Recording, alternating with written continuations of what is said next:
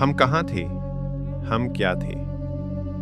इस सवाल का पूरा जवाब आज भी इंसान के पास नहीं है। और सच ये है कि ये सिर्फ अल्लाह ही जानता है। अल्लाह ने हमें इस दुनिया से पहले की पूरी कहानी नहीं बताई, लेकिन जो कुछ बताया वो इंसान की हिदायत के लिए काफ़ी है, बल्कि बहुत काफ़ी है। क्योंकि कुरान कहानी सुनाने की किताब नहीं, जिम्मेदारी समझाने की किताब है।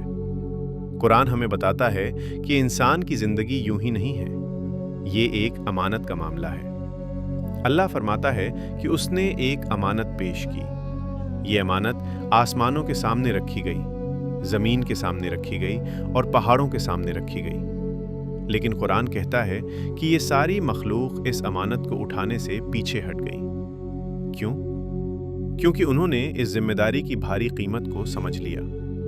अल्लाह कुरान में फरमाता है, हमने इस अमानत को आसमानों, ज़मीन और पहाड़ों के सामने पेश की, तो उन्होंने इसे उठाने से इनकार कर दिया और उससे डर गए। ये डर कमज़ोरी नहीं था, ये समझदारी थी। फिर कुरान एक हैरतअंगेज़ बात कहता है, और इस अमानत को इंसान ने उठा लिया। इंसान ने वो जिम्मेदारी उठा ली जिससे पहाड़ डर गए थे। अल्लाह आगे फरमाता है कि इंसान एक ने अपने ऊपर बहुत बड़ा बोझ डाल लिया, इसलिए नहीं कि वो ताकतवर था, बल्कि इसलिए कि वो इसकी गहराई पूरी तरह समझ नहीं पाया। यही इंसान की कहानी है। वो बहुत कुछ उठा तो लेता है, लेकिन अक्सर उसकी कीमत बाद में समझता है। दरअसल इस अमानत का नाम ही जिंदगी है।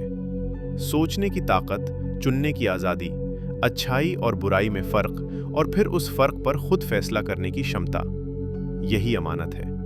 और इस दुनिया की ज़िंदगी इसी अमानत का इम्तिहान है। लेकिन अल्लाह ने इंसान को इस इम्तिहान में अकेला नहीं छोड़ा। उसने रास्ता भी बताया। उसने हिदायत भेजी, अंबिया भेजे और साफ साफ बता दिया कि कौन सा रास्ता हक का है और कौन सा बातिल का।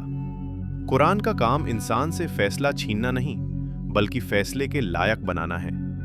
इसलिए आखिर में कोई जबरदस्ती नहीं। न आसमान जिम्मेदार है, न जमीन, न पहाड़। अब फैसला इंसान के हाथ में है, और यही उसकी सबसे बड़ी आज़ादी और सबसे बड़ी जिम्मेदारी है।